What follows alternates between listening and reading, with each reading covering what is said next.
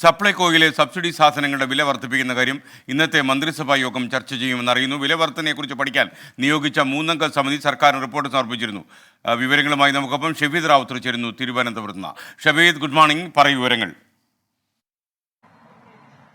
S K 2016 ശേഷം സപ്ലൈകോയിൽ subsidy സാധനങ്ങളുടെ വില വർദ്ധിപ്പിച്ചിട്ടില്ല എന്നുള്ള കാര്യം ചൂണ്ടിക്കാണിച്ചുകൊണ്ടാണ് വില വർധനയ്ക്ക് നേരത്തെ തീരുമാനം എടുത്തിരുന്നത്. എന്നാൽ അതിന് പിന്നാലെ വലിയ തരത്തിലുള്ള ആശയക്കുഴപ്പങ്ങൾ ഉണ്ടായി. മാത്രവുമല്ല, ഇതേക്കുറിച്ച് പഠിക്കാൻ നിയോഗിച്ച 3 അംഗ സമിതി സർക്കാരിന് റിപ്പോർട്ട് സമർപ്പിച്ചിരുന്നു. സപ്ലൈകോയുടെ നിലനിൽപ്പിന് ഉതകും വിധം ജനങ്ങൾക്ക് അധിക ഭാരം ഉണ്ടാക്കാത്ത തരത്തിലും നിരക്ക് വർധന നടപ്പാക്കുമെന്നാണ് സർക്കാർ ഇതുമായി ബന്ധപ്പെട്ട് പറയുന്നത്. 20 മുതൽ 25% വരെ വില വർദ്ധിപ്പിക്കണമെന്ന ശുപാർശയാണ് പ്രത്യേക സമിതി സർക്കാരിന് സമർപ്പിച്ചിട്ടുള്ളത്. 40% വരെ വില വർധനയാണ് സപ്ലൈകോ ആവശ്യപ്പെടുന്നത്. ഏതായാലും ഇന്നത്തെ മന്ത്രിസഭാ യോഗത്തിൽ ഇക്കാര്യത്തിൽ ഒരു തീരുമാനമുണ്ടാകും. ഇക്കാര്യം ചർച്ചയാവുകയും ചെയ്യും. അതേസമയം നിയമസഭാ സമ്മേളനം ഈ മാസം 25-ന് തുടങ്ങാനും മന്ത്രിസഭാ യോഗം തീരുമാനം എടുത്തേക്കും.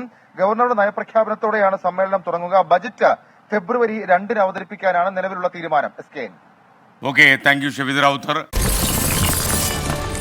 24 അഞ്ചിന്റെ വജ്രത്തിളക്കം.